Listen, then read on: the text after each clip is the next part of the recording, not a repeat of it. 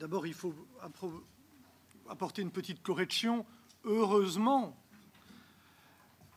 les difficultés d'Alpexpo ne pèsent pas que sur les épaules de la ville de Grenoble. C'est déjà terriblement onéreux. Alors si en plus la métro n'était pas là pour nous aider, je ne suis pas sûr qu'on aurait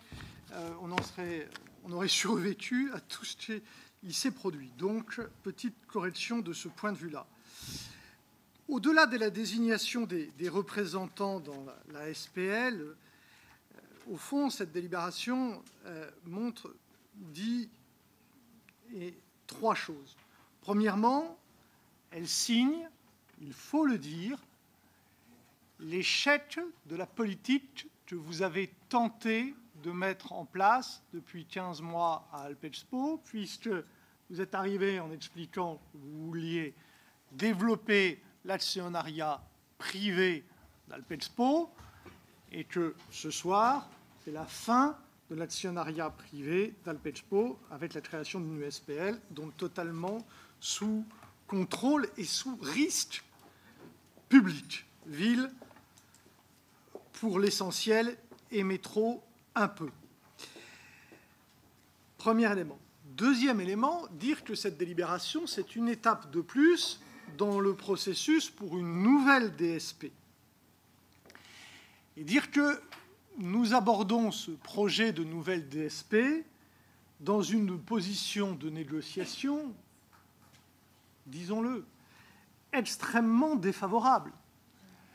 Extrêmement défavorable parce que vous avez tardé, trop tardé, à vous rendre à l'évidence et à vous rendre aux arguments que nous avons toujours développés, qui nous amenaient à vous dire, il y a un an déjà, qu'il fallait trouver un gestionnaire privé pour cet équipement, tant la puissance publique s'avère incapable de le gérer. Et puis, il y a la question de la fameuse dernière recapitalisation. Malheureusement, la dernière recapitalisation, c'est la troisième fois qu'on nous dit qu'on nous fait le coup de la dernière recapitalisation. Et, j'espère me tromper, mais il se trouve que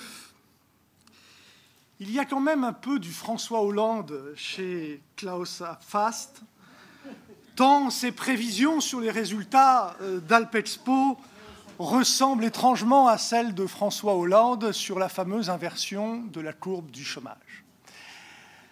Et je veux dire, tout en espérant me tromper, pour une fois sur ce dossier, que je ne suis pas sûr qu'1,5 million d'euros suffisent à tenir le coup jusqu'à ce que, peut-être, un acteur privé veuille bien reprendre la gestion de cet équipement, parce qu'au fond,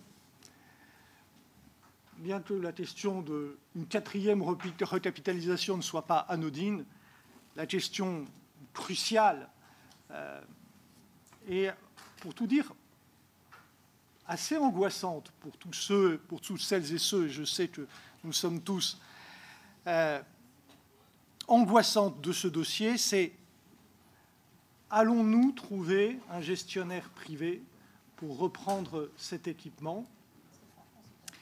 Nous le souhaitons,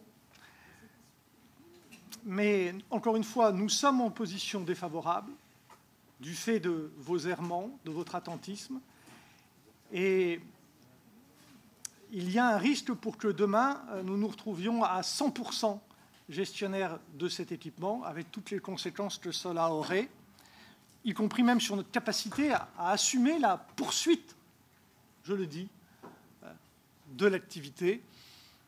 Nous attendons donc vraiment, avec beaucoup d'impatience, le cahier des charges de cette DSP.